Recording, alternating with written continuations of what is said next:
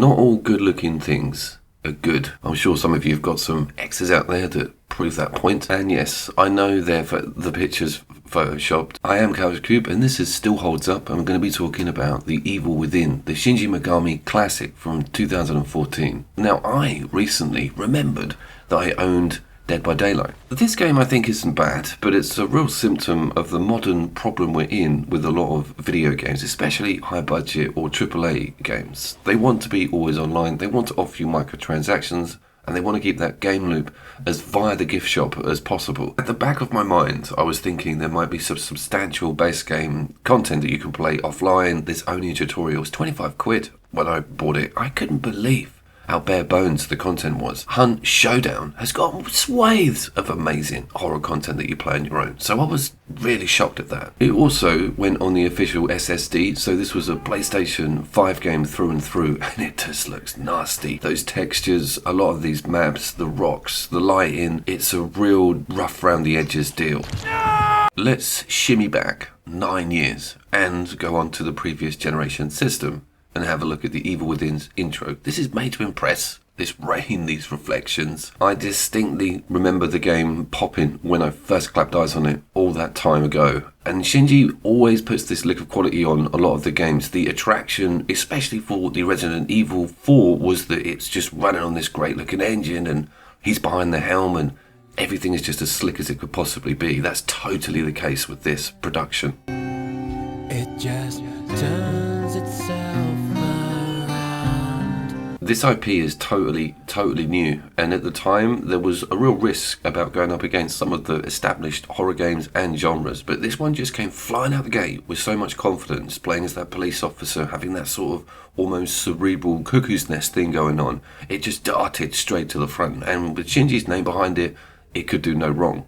2014 saw the release of Ground Zero, the Metal Gear. We saw Alien Isolation. This scene here still holds up. Look at the depth in it. Look how the smoke is moving and the aspect ratio. That's very important. Tarantino used this for The Hateful Eight. It's great for landscapes and giving you a real panoramic feeling with the screen shape and size. It also works surprisingly well in a video game, giving it this sort of sophistication and almost gravitas on an age level. The same goes for the aspect ratios used and even the time period, giving it this very sort of serious, almost a dirty 80s analog, even steampunk vibe in areas with all the clock faces and funny pressure tubes and valves. It gets you set out for one frightening journey, and switching it to black and white with that much confidence all the time and slowing the camera down and making you walk around at non-sprint speed gives you this feeling that whoever's behind this is a very confident individual. No, not that way, no. You've only got to look at the recent Hi-Fi Rush from the Tango Entertainment Studio to see the contrast in ideas here. The Evil Within is certainly something special in the horror game back catalogue, particularly for the PlayStation 4 systems and for that studio and for the creator. Let's get into its intro, because it's a pretty memorable one, putting you on a rather large one-way ticket to insanity. It squeezes a lot in on the story front and manages to keep you convinced that you've been transported to this strange new world that's occupied by zombified killer beings, massive bosses, very few NPCs and people on your side, and just the idea that, is this all in your head? Is this a real thing that's happening? Hence the name of the game. It's all about the internals of psychotic manifestations. That makes you think that anything can go down, and it kind of really does. Bosses have no limits. The horror has no ceiling to obey. It's almost like a Lovecraftian ticket where you can just go ham on design and really explore some incredible dark areas, creatures, noises, and storylines. Back to that clinical insanity aspect, I want to talk about the chair and the upgrade system. This is a very cool action RPG area. Horror games, other than the Resident Evil series, don't really give you this aspect of improving your gameplay, pumping in points into areas that just make you more badass and ease of life, getting crafting going and having capacities increased. It's very much an incentive, and you can also have kind of an angle on what you want to improve on certain playthroughs. I remember going for quite a safe health focused run on my first playthrough with this on the original system, but on the 5, starting from afresh and getting to know some of the other areas, you could take a few risks and start putting it all into the handgun or some of your melee finishers. Back to that aspect ratio, when you're crouching, it's very cool. It gives you this feeling that you are extremely low to the ground. The camera sways left and right. It's creepy, and you get to feel like you're genuinely behind these people without them knowing. I say people, they're absolutely off the hook, the enemy design in this game.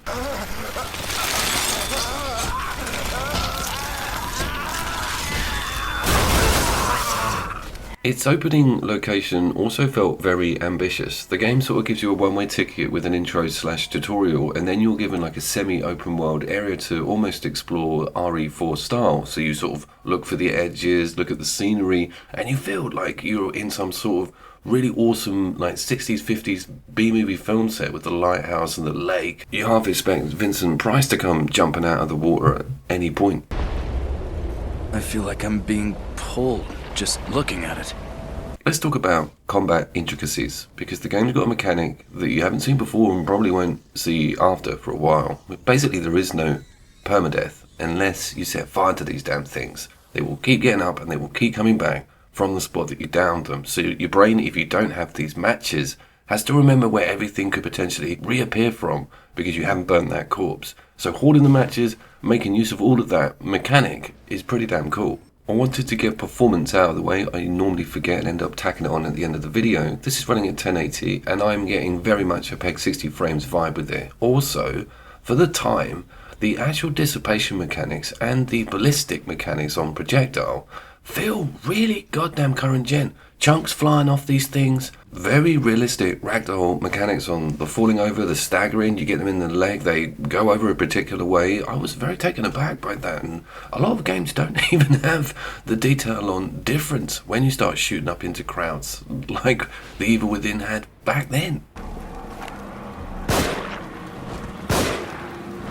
It's also a game that very much relies on sort of micro decisions within smaller map sections themselves. And the safe house or the safe place or where you can save isn't something that you can just summon when you want. So there's that RE aspect of getting to a particular spot to make sure that you can start the game from there on in. Having these bite-sized, even medium-sized arenas to explore that might have a particular mini-boss or boss hidden away in some sort of alcove, and then you've got keys to get, and there'll be huge amounts of collectibles and all manner of ammo and cartridges to discover.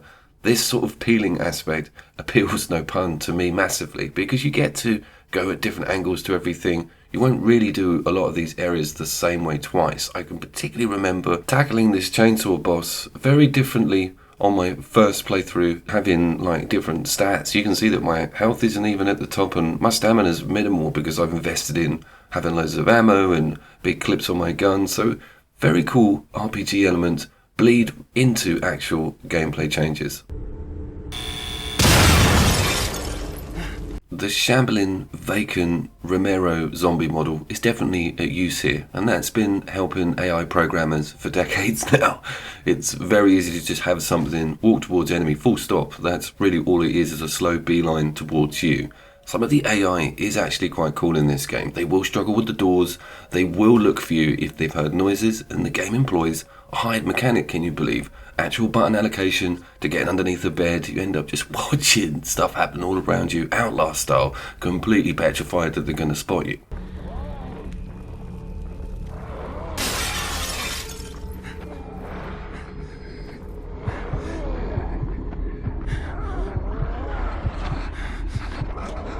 I know it's not groundbreaking observations, but that metal canister that fell or moved when they moved past it, then clipped through it, it's actually a registered piece of object within that room, is super cool. You see that a lot. Just about everything has an actual physical tactile rendering. Again, something that's not seen too much, and detail on dissipation and fragments rolling around when stuff's kicking off in a room does really go towards immersion.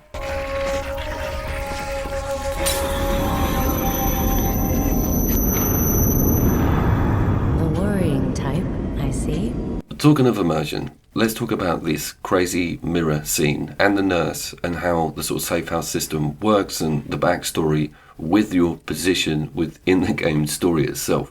You're constantly thinking that the nurse is supposed to be your helper. It's got this double-edged sword. She may even be the person that's put you in this mess and is disguised. There's twists everywhere. There's a classic evil villain hopping around all the time, but you can't help but think that Nurse Ratchet has got more to her than just the nice lady that helps you in and out of that chair.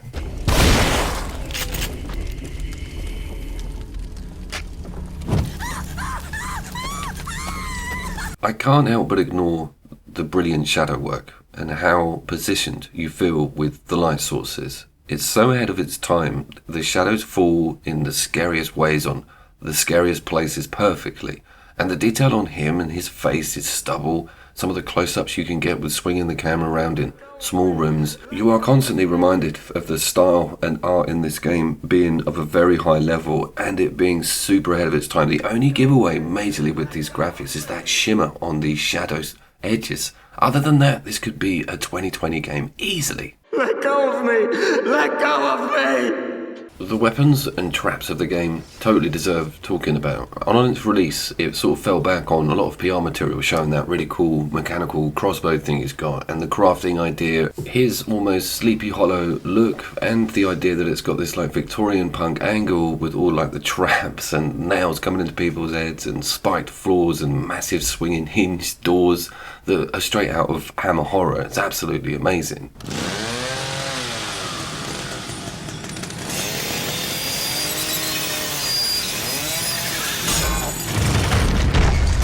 On the subject of traps and mini-bosses and even that intro, the game sort of crams the entirety of Alien Isolation into its first 15 minutes, requiring you to avoid a very dangerous enemy and you can get in the closets, not make any noise. There isn't a hold your breath, but it is certainly very similar.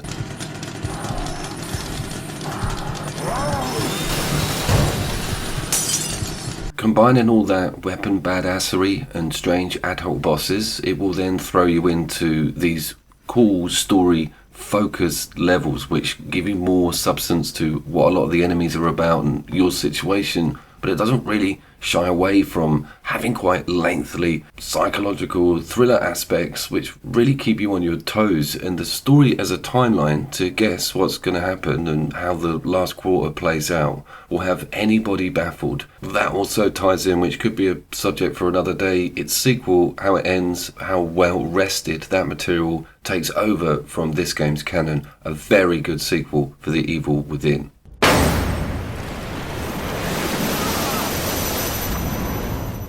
You could even say some of these cutscenes were Kubrickian at times, with big blood-ridden corridors, things constantly metamorphosizing and changing in front of your eyes, and the idea or the location you're in completely metamorphosizing in real time. You are never sure what that door is going to open to on the next mission. Also, closed, panicked arenas are one of my favourite sort of gaming aspects. What I mean is you come up to an area, you get some time to familiarise yourself with it, and then it sort of locks the doors and says deal with all this, and you've got all your weapons and you know the little cubby holes and there's maybe a whole bunch of bombs in a corner.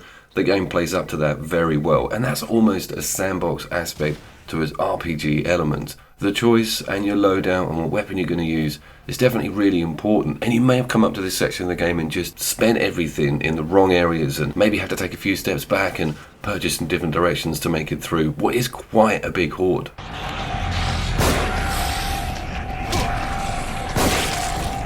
Does this game get the recognition it deserves? I feel it does in the correct circles. Also, if you've played the second one, should you go back and play this? Oh my god, yes. Should you play it on a 5 or a 4?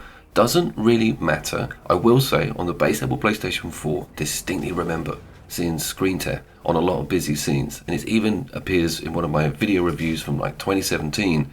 It wasn't that performance shiny. You've got that obvious backwards compatibility with the PlayStation 5, and hand on heart, cannot see any difference between this and the PlayStation 4 Pro version. I played this extensively on the Pro. They're both kind of on a par. Would have been nice to see a high definition or 4K 60 frames per second sort of remake rollout of this. Don't say the remake word. Is that counting as a game of the year, by the way? I had an equal amount of fun replaying this in 2023 as I did with the Resident Evil 4 remake. They're both probably on a par with quality. Obviously that new RE4's got ray tracing and 4K, God knows what. The link is in description. Reviewed them all extensively, including the Dead Space remake. But that was what this was for me back then. It was an unofficial Resident Evil 4 sequel. The Evil Within now joins Metal Gear Solid, Spider-Man, the Titanfall 2 campaign, and of course Mad Max in the Hall of Fame that is the Still Holds Up video series. I'd very much like your feedback on those videos, and if you get time, why not have a little look at my Couch Co-op content? I have been Couch Co. I will see you down there.